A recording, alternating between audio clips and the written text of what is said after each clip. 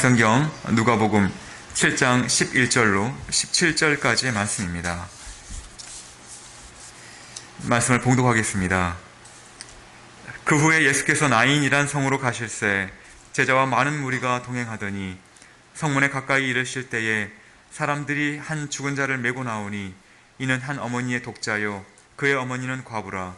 그 성에 많은 사람도 그와 함께 나오거늘 주께서 과부를 보시고 불쌍히 여기사 울지 말라 하시고 가까이 가서 그 관에 손을 대시니 맨 자들이 서는지라. 예수께서 이르시되 청년아 내가 네게 말하노니 일어나라 하시매 죽었던 자가 일어나 앉고 말도 하거늘 예수께서 그를 어머니에게 주시니 모든 사람이 두려워하며 하나님께 영광을 돌려 이르되 큰 선지자가 우리 가운데 일어나셨다 하고 또 하나님께서 자기 백성을 돌보셨다 하더라. 예수께 대한 이 소문이 온 유대와 사방에 두루 퍼지니라. 아멘. 이 시간 예수님의 위로를 전하는 신앙이라는 제목으로 목사님 나오셔서 말씀 전하시겠습니다.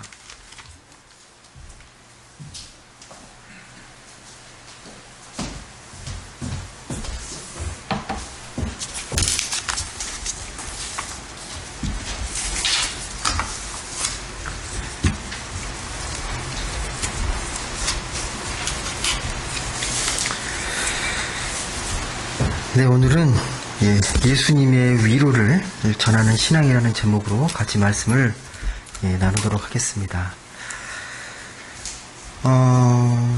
오늘 읽은 이 말씀은요, 바로 앞부분, 이 7장 1절에서 10절의 말씀과요, 연결되고 좀 비슷한 말씀입니다.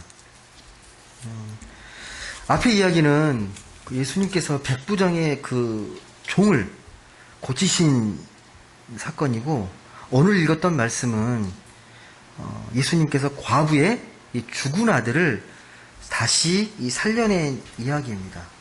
그러니까 이야기의 맥락이 비슷합니다. 예수님께서 한 번은 백부장의 종을 고쳐주신 사건이고, 오늘 읽은 말씀은, 이어서 읽었던 말씀은 이 과부의 죽은 아들을 살려낸 사건입니다. 좀 다른 점이 있다면, 이 백부장의 종의 이야기에서는 백부장의 믿음을 칭찬하고 높이 평가합니다. 근데 오늘 말씀을 읽어보시면, 과부의 믿음에 대해서는 전혀 언급되지 않습니다. 이게 좀 다른 점이고, 공통적인 건 예수님께서 살리고 고치신 사건이라는 거예요. 주님의 특별한 그 하나님의 그 신성한 능력으로 고치시고 살리신 사건이라는 데에 대해서는 이야기가 비슷합니다. 그렇다면 오늘 말씀에서 죽은 자를 살리신, 죽은 아들을 살리신 이 이야기에 어떤 메시지를 담고 있을까요? 이 죽은 과부의 아들을 살리는 이야기를 통해서 어떤 메시지를 우리에게 주시려고 이 말씀을 이렇게 기록을 하셨을까요? 좀 우리가 이 말씀이 어떤 말씀으로 흘러가는지 좀 흐름을 좀 쫓아가 보도록 하겠습니다. 하루는 예수님께서요, 이제 제자들과 일행을 거느리고 나인이라는 성, 나인이라는 마을로 들어가고 있는 중이었습니다. 근데 이 나인성은 어디에 있냐면 갈릴리 호숫가의 그 남서쪽에서 약간 떨어진 지역이에요. 많이 떨어진 게 아니라 그 갈릴리 호숫가에서 남서쪽으로 약간 떨어진 지역인데, 또 이 지역은요, 예수님이 태어나셨던 그 나사렛과도 매우 가깝습니다. 예수님에게 고향 근처죠. 이 나인이라는 성, 나인이라는 마을은요. 이 예수님께서 이제 이 나인성에 들어가게 되신 겁니다. 성 입구로 들어가려고 하는데, 그 성 입구에서 이제 빠져나오는 행렬을 마주하게 됩니다. 장례 행렬입니다. 그러니까 예수님은 이 나인성에 들어가려고 이렇게 하시는 거고, 반대편에서 이제 장례 행렬이 이 마을에서 빠져나오는 겁니다. 이렇게 이제 마주치는 장면이거든요, 이 말씀이. 그 장례 행렬이 어떻게 그려지는지가요, 오늘 본문 말씀 이 12절에 기록이 되어 있습니다. 한번 제가 읽어드리겠습니다. 성문에 가까이 이르실 때에 사람들이 한 죽은 자를 메고 나오니 이는 한 어머니의 독자요 그의 어머니는 과부라. 그 성에 많은 사람도 그와 함께 나오거늘. 좀 그려지십니까? 예, 과부의 아들입니다. 과부의 아들. 과부의 그 아들도 독자예요. 외아들. 예, 그 행렬이 지금 나오고 있습니다. 여러분 이 장면을요. 한번 이 드라마의 한 장면으로 한번 머릿속에 그려보십시오. 그러니까 이 마을을 빠져나오고 있는 장례 행렬과 이제 맞은편에서 예수님의 일행이 이렇게 들어오는 이 샷, 이 앵글이 어떤 그림일지 한번 생각해 보십시오. 만약 여러분이 이 장면을 찍고 있는 뭐 감독이나 PD라면 어디에 이 카메라 앵글을 맞출 것 같습니까? 물론 예수님이 주인공이신데 과부도 매우 중요한 역할을 하잖아요. 이 과부라는 이 사람이 지금 이 과부는요, 지금 상복을 입고 정말 가장 세상에 큰 슬픔에 젖어서 처연한 모습으로 이 장례 행렬, 이 상해를 뒤따라 가고 있습니다. 이 아들이 아마도 결혼 전에 죽은 아들이라면 이 과부의 나이는 이렇게 얼마 되지 않았을 겁니다. 나이가 많지 않았을 겁니다. 젊은 나이에 좀 과부가 돼서 이 어린 아들을 지금 장례를 치르고 있는 그러한 모습입니다. 그러면 이렇게 이름도 없이 과부로 살아온 이 여인의 입장에서 이 장면이, 이 상황이 어떠한 상황인지를 좀 생각해 보시면 좋겠습니다. 이 장례가 이 여인에게 어떤 의미가 있는지, 어떤 장례인지, 수많은 장례 중에 하나가 아니라 이 과부가 맡고 있는 이 아들의 죽음, 이 아들의 장례, 이게 어떤 의미인지를 좀 생각해 보시면 좋겠습니다. 여러분, 이 과부, 이 여인은요, 이 장례를 지금 처음 치르는 게 아닙니다. 과부잖아요. 이미 전에 남편의 장례를 치렀던 경험이 있는 사람입니다. 그런데 또 얼마 되지 않아 또 아들의 장례를 치르고 있습니다. 정말 고통스러운 거죠. 그러니까 인생에서 너무 힘든 이 슬픔을, 생이별을 연속해서 2번 경험하는 겁니다. 가장 힘든 것도, 가장 소중한 사람, 남편을 먼저 여의고 남편과 사별하고 또 얼마 되지 않아 거의 유일한 희망과도 같은 자기의 그 독자, 그 외아들의 지금 장례를 치르고 있는 겁니다. 이 여인은 아마 남편과 사별한 이후에요, 정말 힘겹게, 정말 힘들게 그 아이를 키워냈을 겁니다. 당시에 여러분, 과부로 산다는 건 물론 지금도 여전히 쉽진 않겠지만 옛날에는요, 비교가 없을 정도로 과부의 삶은 비참하고 너무 힘든 삶입니다. 그래서 구약 성경을 보시게 되면요, 고아와 과부에 대해서 자주 이야기합니다. 그들을 잘 돌보라고요. 이게 그냥 나온 말씀이 아니라 그만큼 이 과부로 산다는 건요, 생존하기 버겁다는 거예요. 너네들이 잘 돌봐주지 않으면 생존하기 어려운 이유시기 때문에 너희들이 잘 돌봐야 한다라는 겁니다. 그게 과부의 삶의 자리입니다. 그래서 이 여인은 아마도 남편이 죽고 나서 이 아들이 유일한 희망이었을 겁니다. 자신의 그 삶을 근근히 버텨낼 수 있는 그 희망의 끈이 이 아들이었을 겁니다. 근데 마지막 이 유일한 희망마저 다 이제 사라지게 됐습니다. 삶의 의미, 삶의 목적, 아들에게 줬는데 아들마저 죽었으니까 아마도 이 여인은요, 장례를 치르면서 속으로 그렇게 생각했을지 몰라요. 마지막 이 희망인 아들마저 죽었으니까 이 장례 끝나면 나도 생을 마감해야 되겠다라고 그렇게 생각했을지 모릅니다. 그렇게 절망적인 마음으로 이 장례를 치르고 있는데 이 맞은편에서 한 일행이 다가옵니다. 예. 맞은편에서. 이제 점점 가까워지니까 이제 맞은편에 있던 일행이 길을 비켜주고 지나가는데 이 맞은편 잘 앞에 서 있던 한 남자가 자기에게 점점 가까이 다가오는 걸 느낍니다. 이 여인이 속으로 아마 의아했을 겁니다. 왜 나한테 가까이 다가오지? 저 사람이 누구지? 나를 아는 사람인가? 그렇게 막 생각하고 있는데 하나의 음성이 들립니다. 그 음성이 무엇이냐면 울지 말라. 울지 말라. 여러분, 이 여인은요, 지금 실컷 울어야 합니다. 너무 슬픈 상황이기 때문에 울지 않고는 버길 수 없는 상황이잖아요. 그리고 슬픔을 찾는 게 무조건 좋은 게 아니잖아요. 오히려 병이 되니까 실컷 우는 게 맞습니다. 그런데 음성이 들려온 거예요. 그 남자에게서. 울지 말라고. 근데 그 울지 말라는 그 이야기가 이 여인에게 예사롭지 않게 들립니다. 형식적인 위로의 말이 아니라 그 말에 진심이 느껴지고 뭔가 영혼이 울리는 걸 느끼게 된 거죠.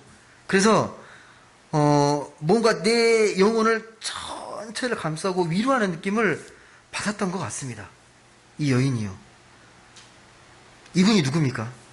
예수님이에요. 주님은 오늘 본문 말씀에 이 여인을 불쌍히 여겼다. 긍휼히 여겼다라고 그렇게 말씀하십니다. 여러분, 똑같은 말을 하더라도요, 누가 하느냐에 따라서요, 그 말의 무게와 그 말의 생명력은 다릅니다. 어떤 사람이 하느냐에 따라서.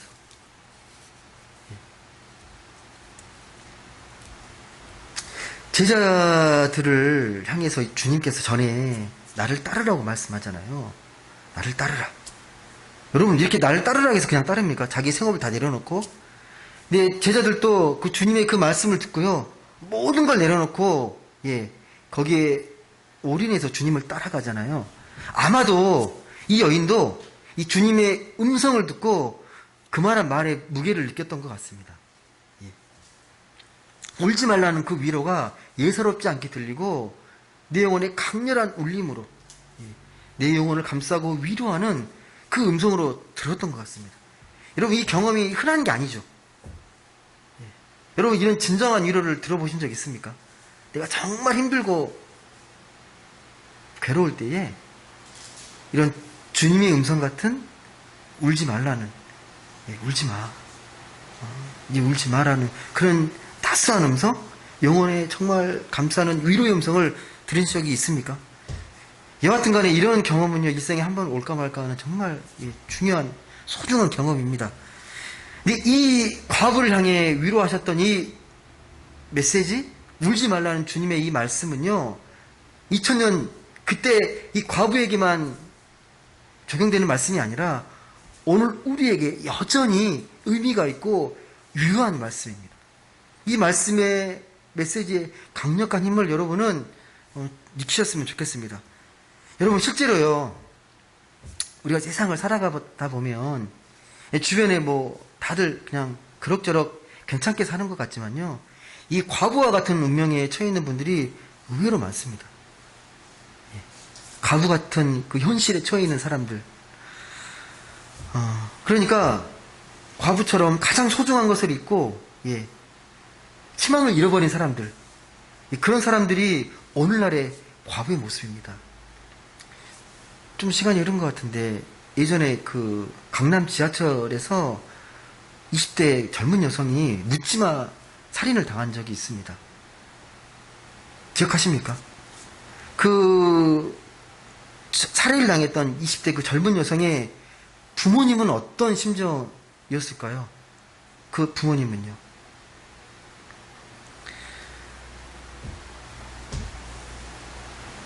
서울 지하철 그 스크린 도어를 수리하다가 참변을 당한 19대 청년 기억하십니까? 그 부모님은 어떤 심정일까요? 하청이 하청을 거듭해가지고 위험한 시설의 공사들을 다 떠넘기잖아요. 거기서 그 현장에서 붕괴 사고를 당했던 노동자 가족들이 있습니다. 그분들은요. 그리고 좀 계속 세월이 흘러가고 있지만, 예, 세월호라는 이 배에서 귀한 자기 자식들을 잃어버렸던 부모님들, 그분들의 심정은요. 그분들이 다 오늘날 우리에게 과부의 모습으로 그렇게 있습니다.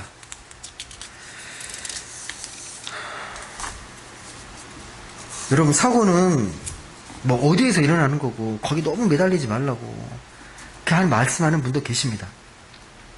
예. 근데 여러분, 끔찍한 불행에 빠진 사람들의 눈물을 닦아주려는 그 마음, 주님처럼 그런 사람들을 향해서 울지 말라고 진정 어린 말을 건네주려는 그런 사랑의 나눔, 우리들에게 꼭 필요한 마음들입니다. 우리가 할 수 있는 일입니다. 주님의 그 사랑과 그 은혜로 주님의 마음을 담아서 울지 말라고 위로하고 기도할 수 있는 능력, 우리에게 있는 능력이거든요.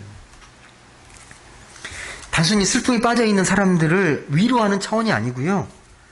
앞으로 이런 불행이 다시는 반복되지 않도록 그래서 관심을 갖고 애쓰려는 우리 믿는 사람들의 복음적인 실천이 이 울지 말라는 말 속에, 그 메시지 속에 담겨 있습니다.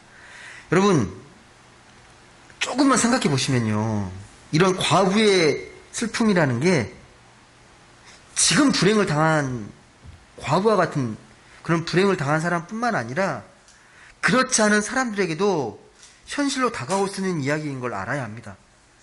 내가 당장 이런 슬픔을 겪지 않는다고, 나는 이 과부와는 전혀 상관없는 사람이라고, 나 과부처럼 그렇게 운이 나쁜 사람은 아니라고 그렇게 생각하면 안 된다는 겁니다. 여러분, 지금은 여러분 괜찮아도요, 언젠가는 누구나 이 소중한 사람과 이별을 하게 됩니다. 반드시. 시간의 차이가 있을 뿐이지 우리는 소중한 사람과 이별하는 이 상실의 과정을 살아가고 있습니다. 우리가 사랑하는 부모님들, 친척들, 사랑하는 가족들, 시간이 흐르면 흐를수록 언젠가는 그런 아픔을 겪고 헤어져야 될 사람들입니다.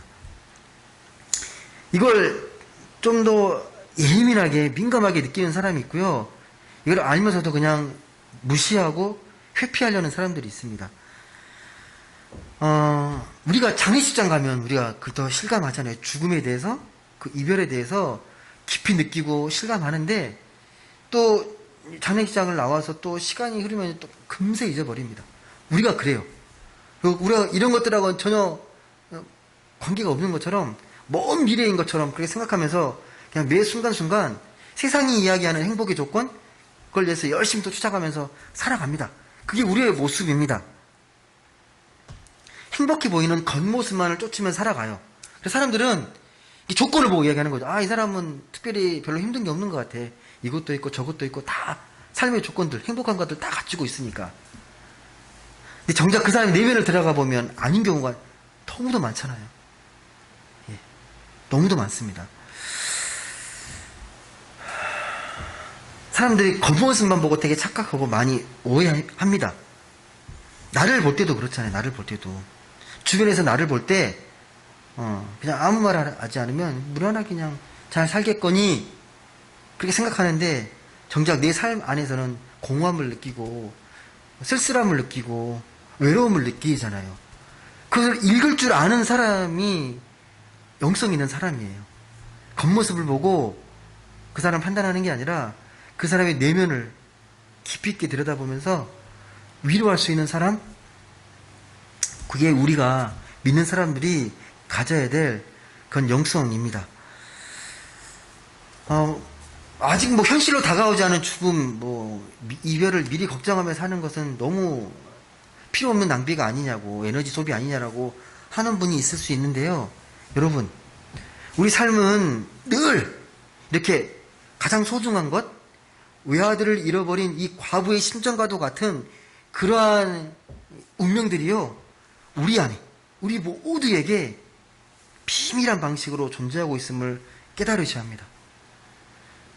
먼 미래가 아니라 이런 것들이 늘 우리 현재 속에 공존해 있습니다. 이런 슬픔의 현실들이요.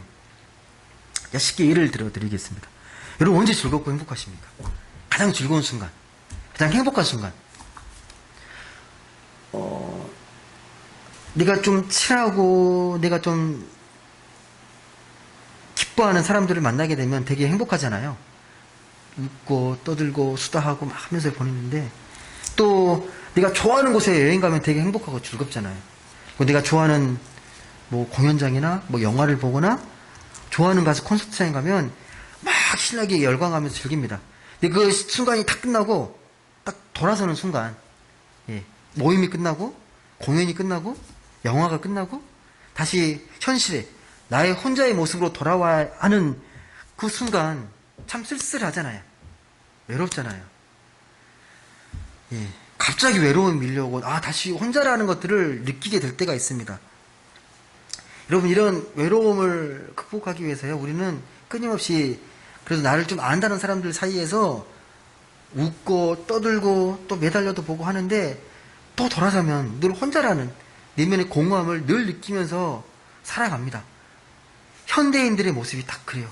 정말 분주하게 뭐 그렇게 살아가는 것 같은데 정말 외로워하고 그런 삶의 공허와 무의미 속에서 그렇게 힘겹게 살아갑니다. 여러분, 이게 뭐냐면요, 이 성경에 기록되어 있어요. 이런 모습들이요.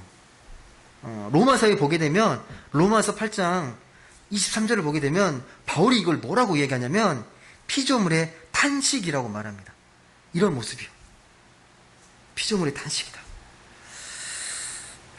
여러분, 예수님이 오늘 말씀에서 정말 유일한 희망과도 같은 아들을 잃어버린, 그래서 깊은 슬픔에 빠져있는 이 과부에게 울지 말라고 과감히 말씀하세요. 아무나 할 수 있는 말씀은 아니겠죠. 예수님이 하신 말씀이기 때문에 그 말씀에 분명 능력이 있습니다. 울지 말라는 그 말씀의 능력과 위력이 분명 있습니다. 근데 이 말씀을 우리가 읽으면서 그렇게 묵상하시면 안 돼요. 예수 잘 믿으라는 거구나. 상투적으로 이해하시면 안 됩니다. 그게 아니고요. 주님은 정말 우리에게 그런 힘이 되시는 분이시구나.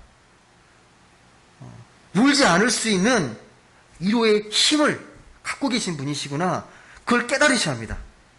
주님께서 울지 말라고 했을 때 어떻게 해서 이 울지 말라는 그 말씀에 힘이 있고 생명이 있고 능력이 있는지,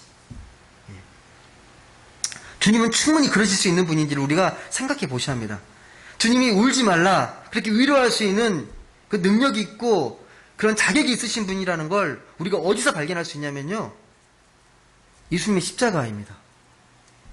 우리를 위해 돌아가신 이 십자가를 깊이 묵상하시면 예수님이 어떤 분이신지 우리가 느낄 수 있습니다. 여러분, 이 십자가가 뭡니까? 예수님은 하나님이시고 하나님의 아들이시잖아요. 근데 이 십자가에서 철저하게 하나님으로부터 버림받고 외면당합니다. 정말 철저한 버림과 고독 속에서 인간이 겪을 수 있는 가장 심한 고통을 느끼셨던 자리가 바로 이 십자가의 자리입니다. 그런 고통과 아픔을 극복하고 생명으로 부활하신 분이 우리가 믿는 주님이시잖아요. 그 주님께서 우리에게 말씀하는 겁니다. 그 슬픔과 고통 내가 잘 알아. 울지 마. 울지 마. 그렇게 위로할 수 있는 능력의 하나님, 그분이 우리가 믿고 있는 주님이십니다. 예수님이십니다. 여러분, 물론 이 과부의 슬픔은요, 정말 아무나 겪을 수 있는 그런 고통이 아닙니다. 정말 처절한, 마음이 찢어지는 정말 슬픔의 고통인데요. 예수님의 고통과 비교하면요, 그래도 비교가 되지 않습니다. 예수님이 겪었던 그 고통과는 차원이 다른 고통입니다. 그러신 분이 이 과부에게 건네는 위로는요, 정말 힘이 있고 능력이 있습니다. 오늘 말씀을 잘 보시게 되면 예수님은요, 말씀을 많이 하지 않습니다. 단 두 마디를 하세요. 과부에게는 울지 말라고 위로하시고, 죽어있던 아들에게는 뭐라고 위로하시냐면, 말씀하냐면 일어나라. 단 두 마디를 던지십니다. 여러분, 이 과부의 이번엔 아들의 포커스를 한번 주십시오. 아들의 입장에서 이 장례식이라는 게 어떤 의미인지. 이 아들이 몇 살이고 이 과부의 아들이 어떻게 죽었는지는 본문에 기록되어 있지 않습니다. 예, 분명한 건 우리가 알 수 있는 건 뭐냐면 이 죽은 아들이 죽기 전에 이미 아버지의 죽음을 경험했던 사람, 장례를 치렀던 경험이 있는 아들이라는 거예요. 그리고 나서 이제 홀어머니와 함께 둘이 살아가야 될 삶의 자리에서 그렇게 느꼈던 사람입니다. 그게 죽은 아들이에요. 그렇게 홀어머니와 함께 힘들고 어렵게 살아가는데 이제 본인도 죽게 된 거예요. 본인도. 그 순간에 그는 혼자 남을 그 어머니를 생각했을 겁니다. 이제 진짜 혼자 남겨진 그 어머니를 정말 생각했을 겁니다. 도저히 받아들일 수 없는 죽음인데, 이제 죽음을 맞이해서 이 관에 누워 있잖아요. 여러분, 옛날에는 참고로 말씀을 드렸는데요. 이게 사망을 판단할 때 숨이 멎거나 숨을 쉬지 않거나 심장이 멈추게 되면 죽었다라고 판단을 했습니다. 지금처럼 뇌파를 검색해서 그 기계장치가 없었던 그 시절에는요, 심장하고 숨이 멈추면 죽은 겁니다. 그래서 우리가 상상해 볼 수 있는데 여러 가지 가능성 중에 하나, 정말 살아날 가능성이 있는 사람도 뭐 심장이 멈추고 그냥 숨이 멈추면 관에 넣어버렸기 때문에 아들이 죽었다고 해서 누워있는데 의식이 살아있을 수 있을 가능성도 있는 겁니다. 그런 가능성 중에 하나인데, 그렇게 생각해보면 이 청년은 이 관에 누워서 뭘 느꼈겠습니까? 의식은 있는데 몸은 움직이지 않습니다. 살아있는 것 같은데 죽어있는 거죠. 몸은 움직이지 않고 죽은 거랑 진비 없죠. 그렇게 누워있는데요, 예수님의 음성이 들려왔다고 해서 일어나라고. 일어나. 너는 살아있어. 일어나. 여러분, 제가 이렇게 말씀드리는 이유가 무엇이냐면요, 이게 우리의 모습과 많이 오버랩이 돼요. 우리가 살아있다고 하지만 정작 영적으로 죽어있는 경우가 너무도 많습니다. 이 세상에 할 일도 정말 많고 재미있는 일도 많고 여러 가지 이런저런 많은 일들에 매달립니다. 여러분, 하루에 휴대폰이나 이런 인터넷을 통해서 얼마나 많은 것들을 여러분 검색하십니까? 이것저것 막 정보를 찾고 검색하시고 하시잖아요. 그런 것들이 우리 삶을 지배하고 있다고 생각이 드진 않으십니까? 내가 주체적으로 뭔가를 삶을 꾸려가는 게 아니라 매 순간 컴퓨터를 켜고 휴대폰을 만지지 않으면 삶이 뭔가 이렇게 허전하고 삶이 빠져있는 것? 뭔가 이야기해줘야 내가 또 삶을 시작할 수 있을 것 같은 느낌? 꼭 과에 눌린 것처럼, 이 세상이라는 과에 눌린 것처럼 그렇게 살아가고 있는 모습이 우리의 모습일지 모릅니다. 여러분, 과에 한번 눌려보신 적 있으시죠? 한두 번은 다 있을 거예요. 의식은 딱 깨어있는데 일어날 수가 없고 말을 할 수가 없습니다. 무서운 대상이 앞에 딱 나타나는데 도망갈 수가 없습니다. 꿈인지 아는데 깨어날 수가 없어요. 식은땀만 줄줄 흘리는 거죠. 어쩌면 우리들이요, 이 세상이라는 가위에 눌린 채 그렇게 세상의 의식을 지배당하면서 살아가고 있는 모습일지 모릅니다. 이런 상황에서는요, 뭔가 소리치고 싶은데 헛소리만 나오는 거예요. 헛소리만. 진짜 소리가 아니라 헛소리가 막 나와요. 내 안의 소리가 아니라 진실한 소리가 아니고 세상이 세뇌시키고 세상이 말하라고 하는 소리를 자꾸 외치는 거예요. 누구를 이렇게 홀린 것처럼, 마치 좀비처럼.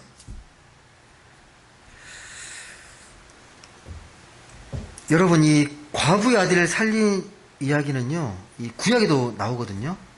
한 번은 엘리야가 이 열왕기상 17장을 보게 되면요, 한참 가뭄이 들 때 사르밧 마을의 과부에게로 들어갑니다. 거기 신세를 져요. 근데 거기에 아들이 있었는데 아들이 죽습니다. 그러자 이 엘리야가 하나님께 간절히 부르짖어가지고 이 아들을 살려냅니다. 이게 한번 과부의 아들을 살려낸 사건이고, 또 한 번은 엘리야의 후계자죠. 엘리사가 수넴에 있는 마을에 한 부부의 집에 들어갑니다. 근데 거기서 신세를 지고 먹고 지내고 있었는데 거기엔 자식이 없어요. 그 아들을 간절히 원하는 그 부부의 소원을 들어주기 위해서 하나님께 기도해서 아들을 얻었는데 얼마 지나지 않아서 아들이 또 죽어버립니다. 똑같이 그래서 엘리사도 하나님께 부르짖고 기도하면서 이 아들을 살려냅니다. 이게 과부의 아들을 살린 이야기에 성경에 기록된 내용들입니다. 여러분, 이 누가복음의 이 과부의 아들을 살린 이야기는요, 이 말씀을 읽고 있는 독자들은요, 이걸 염두에 두고 있어요. 과부의 아들을 살렸던 선지자가 과부의 아들을 살린 이야기를 염두에 두고 있습니다. 그래서 오늘 16절 말씀 보면 그렇게 기록돼요. 모든 사람이 두려워하며 하나님께 영광을 돌려 이르되 큰 선지자가 우리 가운데 일어나셨다. 또 하나님께서 자기 백성을 돌보셨다. 그러니까 이걸 기억하고 있으니까 예수님이 이 과부를 살린 이야기를 선지자로 이야기합니다. 큰 선지자가 일어났다. 이게 무슨 말이냐면 이런 능력은 선지자가 아니면 할 수가 없는데 선지자 엘리야나 엘리사보다 더 큰 능력을 갖고 있는 선지자라는 게 주님이라는 거예요. 여러분, 구약에 있는 선지자와 예수님은 당연히 비교할 수 있는 분이 아닙니다. 예수님은 하나님이시잖아요. 특히 잘 보시면 엘리야나 엘리사는 이 과부의 아들을 살려낼 때 하나님께 간절히 부르짖어 기도해서 살려내는데 주님은 하나님이시기 때문에 명령하시면 돼요. 말씀의 권위로 일어나, 일어나라, 일어나잖아요. 다릅니다. 다시 말씀드리지만 오늘 주님의 말씀은 두 가지 메시지입니다. 울지 말라, 일어나라. 하지만 여러분 현실은 어떤가? 이 말씀이 여러분에게 깊은 위로가 되십니까? 울지 마, 일어나. 현실에서 정말 울고 싶지 않고 일어나고 싶은데 그러지 못할 때가 많잖아요. 이런 말씀을 들어도요, 그러니까 그냥 우리가 깊은 하나님의 우리를 향한 사랑의 음성으로 우리가 이걸 깨닫지 못하게 되면요, 그냥 비현실적인 말씀으로 들릴 겁니다. 에이, 슬픈데 어떻게 안 울어? 어떻게 죽은 사람이 일어나? 상식적으로? 그냥 합리적으로 생각할 때. 주님이 하신 말씀이고, 주님이 어떤 분이신지 우리가 깊이 깨닫게 되면 그렇게 말씀 못합니다. 오늘 이 사건을 지켜봤던 이 주변의 사람들이 고백하잖아요. 모든 사람이 두려워하면서 하나님께 영광을 돌리면서 이렇게 고백하는 겁니다. 큰 선지자가 우리 가운데 일어나셨다. 하나님이 자기 백성을 돌보셨다. 이 고백이 우리에게 필요합니다. 이 경험이 없기 때문에 이런 말씀이 내 현실에 실감이 되지 않습니다. 여러분, 우리 삶을 잘 생각해 보십시오. 우리의 일상이라는 게 우리가 믿는 사람이라고 세상 사람과 뭐 특별하게 다르게 살아가십니까? 거의 정해진 패턴과 어떤 루틴대로 살아가지 않습니까? 천편일률적인 방식으로 내 삶의 습관에 길들여진 그런 모습으로 살아가지 않으십니까? 감정에 충실하고 내 습관에 충실해서 내가 편한 방식으로 살아가지 않으십니까? 솔직히 여러분, 우리가 살아가면서 우리가 하나님 믿는다고 하지만 하나님에 대한 경외로움, 하나님에 대한 영광, 이런 거 많이 생각하십니까? 별 생각이 없잖아요. 이런 것들에 대해서는. 그냥 좀 내가 그래도 믿는 사람으로 다른 사람보다 좀 더 나은 삶을 살고 싶다. 좀 더 나은 생활을 하고 싶다라는 것, 또 그렇게 살면 또 만족하잖아요. 그러니까 진지하게 정말 내가 믿는 사람으로서 이 시대를 내가 어떻게 살아가면 하나님께서 기뻐하실지, 하나님 이 순간에 내가 어떻게 행동하고 어떠한 방향으로 나아가길 원하시는지 깊이 성찰하며 살아가기보다도 그냥 예수 믿는 누가 복받았다더라, 더 잘 살았다, 이런 것들에 대해서 더 민감하게 받아들이는 게 우리의 모습은 아닌지 반성해 볼 필요가 있다라는 겁니다. 여러분, 다시 말씀드리지만 오늘 주님께서 이 과부의 아들에게 했던 말씀, 울지 말라, 그리고 이제 일어나라, 이 말씀은 우리가 하나님이 어떤 분이신지, 하나님이 어떤 분이신지 우리가 깊이 깨닫게 되면, 영혼의 깊이에서 느끼게 되면요, 이 말씀을 강하게 붙잡게 될 수 있습니다.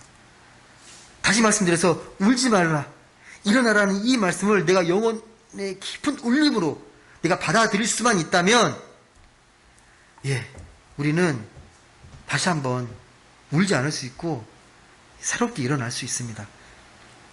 여러분, 교회는요, 단순히 그냥 사람들이 모여있는 공동체나 어떤 친교단체가 아닙니다.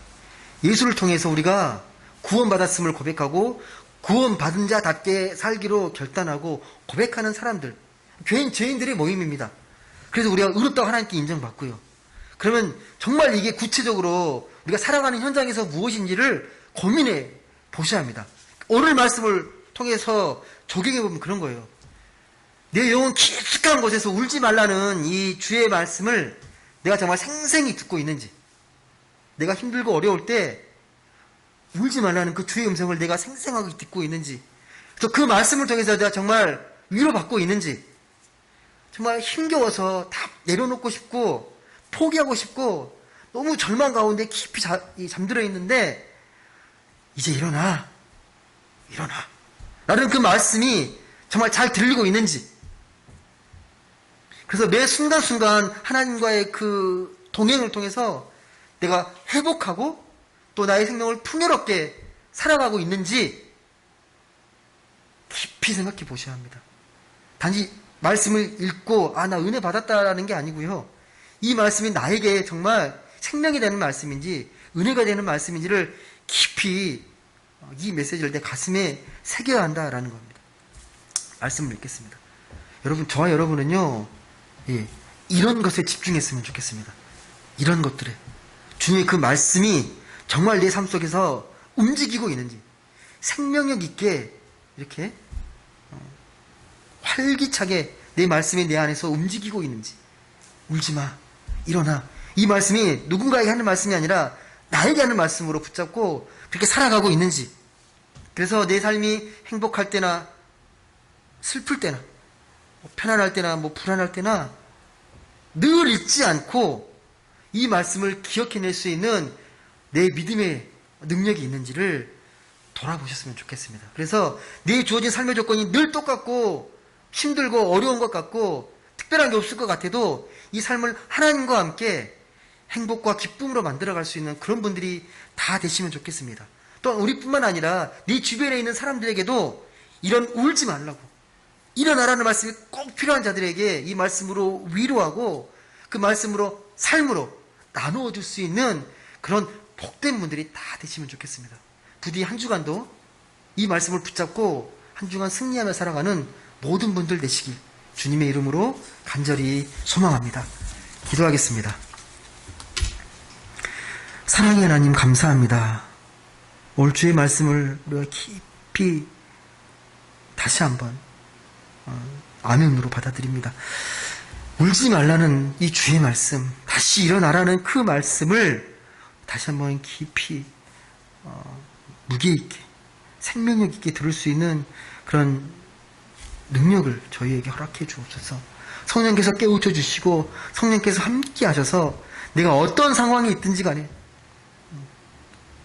슬프고 힘들고 기쁘고 어떤 상황에 처해 있든지 간에 주의 말씀이 내 귀에 늘 생생하게 들리고 그 말씀으로 위로받고 회복되고 또 내 안에 생명이 다시 한번 충만해지는 그런 말씀의 능력을 경험하면서 우리가 이 세상을 살아가는 우리 모두가 되게 하여 주옵소서. 이 코로나 상황에서도 여전히 하나님은 살아계시고 우리를 위로하시고 우리를 붙잡아 주시고 우리에게 생명을 주시는 분임을 다시 한번 고백하면서 우리가 이 현실에 떨어지지 않도록 이 현실을 초월해서 우리를 사랑으로 지키시고 우리를 생명으로 이끄시는 그 하나님을 붙잡고 승리하며 나아가는 우리 모두가 되게 하여 주시옵소서. 감사드리며 사랑이 많으신 예수님의 이름으로 기도드립니다. 아멘.